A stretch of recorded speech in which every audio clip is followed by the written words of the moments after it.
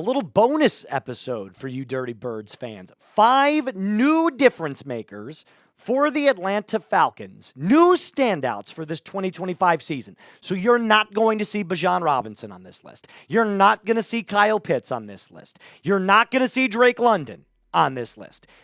5 new players and players that have bigger expectations for them heading into this season. Make sure that you hit subscribe for Falcons videos, my friend, and click that little bell notification to stay updated whenever we post a video. So like I said, I've highlighted 5 new players that I believe can make a difference in 2025. These are players that either have not had a huge role prior to this season or they're new to the team entirely. Let's start, of course, with this first list.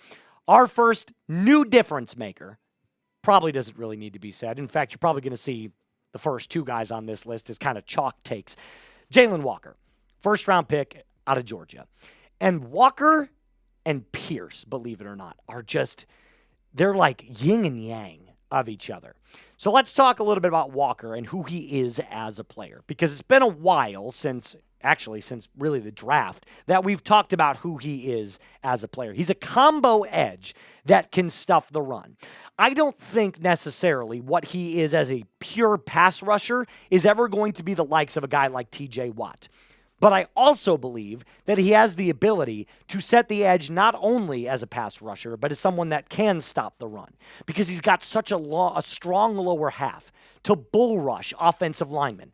So you can penetrate, giggity, the pocket, the backfield, and either sack the quarterback or make opposing running backs' lives a living hell, especially ones that maybe don't have that quick of a burst. He's also got really creative entry angles because of his smaller size, and I don't mean his weight. His height is a little bit smaller than what you're looking for. So he has to get creative with his literal size in order to bend around opposing offensive linemen. But with that being said, he's got average bend.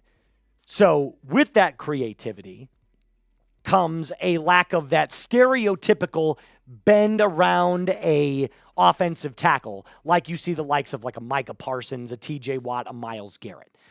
He does need to continue to develop his off-ball instincts, so someone that maybe could drop back just a little bit or survey kind of the middle of the field when he's not rushing the quarterback.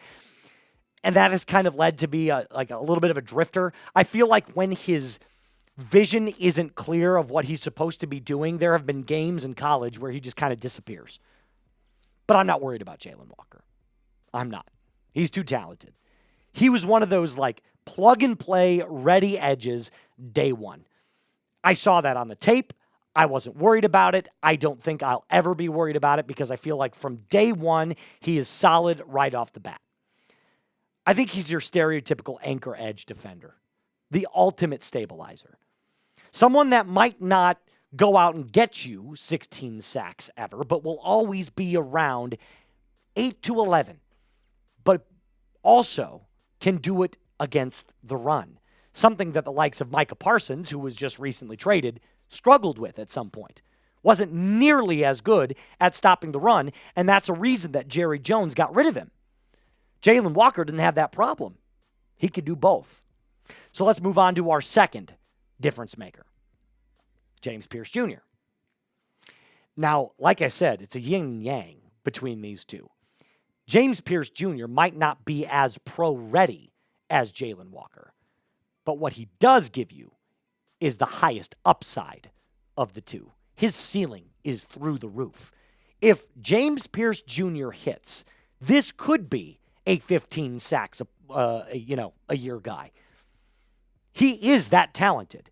Go back and watch the tape at Tennessee. It's incredible watching what this guy can do. His size, his speed, his athleticism, it's unmatched out of any of the pass rushers that went in this draft. I truly believed he was one of the most talented players in this draft. And because he got a bad review from his teammates, he slid. But he's got supreme speed. He takes wide angles to combat tackles, and he can bend around. He's so productive. And he's got that prototypical size that you're looking for in your franchise edge. I truly believe that if there was one player that you were going to say in 2 to 3 years, which Atlanta Falcon, is going to have 14 sacks on this team, you would say James Pearce Jr. So let me know, speaking of sacks, who has more their rookie season? Jalon Walker, type JW. James Pearce Jr., type JP. Year one, I'm going to go Jalon Walker. Maybe like one more. Maybe 1.5 more. Either way, let me know in the comment section down below. That doesn't mean that I don't believe in James Pearce Jr., but I think day one, week one, who's more ready? It's Jalon Walker.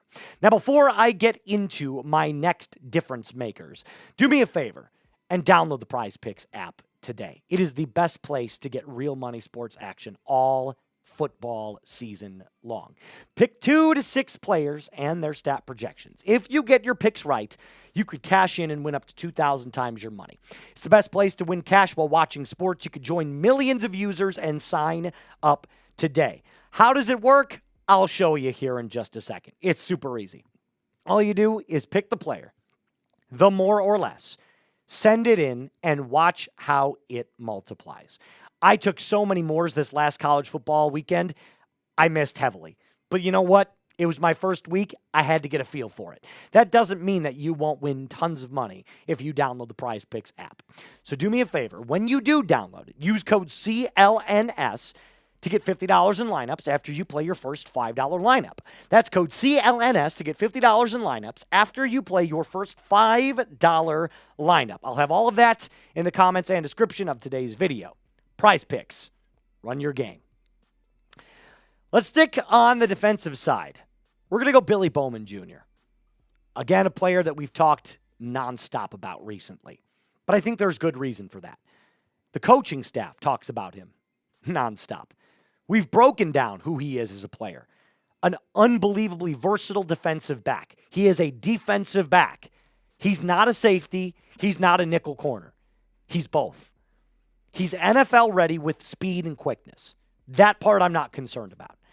His instinctiveness as a defensive back and his anticipation as one is also unmatched. I saw a couple people get down in the comment section saying, why on earth are you talking about his lack of size and frame? Well, probably because he does need to put on a little bit more weight. Just a little bit, because what he has shown on the tape is an ability to not be as good of a solo stopper. He has a problem finishing tackles. Most of that is a strength problem. He's young. He's a kid. He has not developed into his fully grown man body yet.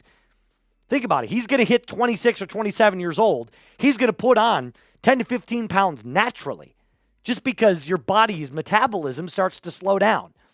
So if he does put on a little bit more size, I think you can shift him back to safety at some point. There's so many possibilities for Billy Bowman. And last year, productive-wise, wasn't nearly as good as his 2023 season. But it was still really good. 34 tackles, 3 PBUs, 2 interceptions. His 2023 season, he had 6 picks. So he's got great ball instincts. And he can climb the box. The hype is sky high right now. I think that's exactly why you put him in as your starter over D. Alford. Alford gets cooked more times than bacon. It's the way it is. Alford is a rotational piece at best. So Billy Bowman, I'm on board the hype train. Can't wait to watch him play. But he's a difference maker. Now I'm sure you're wondering, okay, you can't be all on defense now, Moose, right? Well, yeah, you know what? I'll give you that. That's fair. Let's go to the offense. Ray. And Ray McCloud is coming off of his best season as a wide receiver in the NFL. Took a while. Definitely going back and looking at his final stat projections. I saw Ray McCloud and I was like, man, it was really an outlier season for him in 2024. It was so much better this last year than any season he had before. And the great thing about Ray is you could play him in the slot and you can also move him outside. He's a versatile wide receiver. Now, that doesn't mean that you need to play him outside because obviously Darnell Mooney and Drake London are going to be your X and your Y, and then Casey Washington can also come in and play an outside receiver. But his best season was in 2024, and I think there was a reason for that. It's because you were able to move him in the slot. and move him outside. Believe it or not, did you know last year he took more snaps at outside wide receiver than he did in the slot? Probably leading to his career high in receiving yards. 686. Can do those both, like I said, wide, slot. And he's an established pass blocker. He had an 80.1 PFF grade as a pass blocker last year. I loved what I saw from Ray McCloud. I think he's just, like I said, scratching the surface of how good he can be with this Falcons team, especially now with Michael Penix Jr. at the helm. I think what you're going to see with the way that MPJ plays quarterback, he wants to get the ball out quick, and he also wants to air it out. He throws a beautiful deep ball. The best quarterbacks, in my opinion, understand when to get the ball out fast and when to take their shots.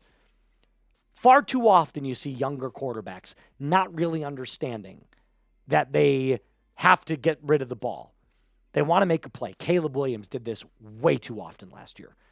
Just try to run around and make a play. It's not college anymore, man. And that's where Michael Penix Jr.'s intelligence and his pocket awareness is so great. And that is what bleeds into your wide receivers having more successful seasons. It's because you understand. Once they're open off that little 4-yard slant or crossing route over the middle of the field, that ball's out, it's delivered on time and accurately. So Ray McCloud, I believe, can be a difference maker for this team. And finally, we just talked about him. It's MPJ. Why do you have MPJ last, Moose? Well, because I have the most to say about him. This is a passing league. The NFL is now designed to make quarterbacks more successful than they've ever been. And from what we saw when he played at Washington, and even in the small glimpses of last year's 2024 season, he showed his ability to be a leader. This team rallies around him. Specifically as a player, there's a lot to love. He's got masterful pocket awareness. His ability to slide up, slide left, slide right. All of that time in college has led him to this moment. He's NFL ready right now. He throws a beautiful football. His spiral is one of the best I've seen. It just flows out of his hand effortlessly. And that deep ball that I mentioned, you're going to see it a lot because he's got a wicked arm, a cannon. All that's going to come down to, for Michael Penix, in my opinion, is how can you scheme him successful? Because he's going to thrive in the pocket. So if your receivers can get open off the line of scrimmage, if your play design works for not only Drake London, but for Ray, Darnell Mooney, Kyle Pitts, MPJ is going to have an unbelievable full first starting season. And Z-Rob, he's going to stretch the field. You're going to see a lot of bombs to Drake, Ray, Kyle, Mooney, etc. Something that I believe you didn't see nearly as often as you wanted to last year with Kirk Cousins. Kirk Cousins doesn't have nearly as strong of an arm, and he's a lot less mobile than Michael Penix. So show some love to QB1. Spam those 9s down in the comment section. Show a little bit of love to your new QB1. I'm going to spam my 9 down in the live chat of our live show right away. But let me know in the comment section. That's going to do it for us on today's episode, Falcons fans. A reminder to subscribe to the channel if you have not. Like the video if you haven't already. And as always, be cool.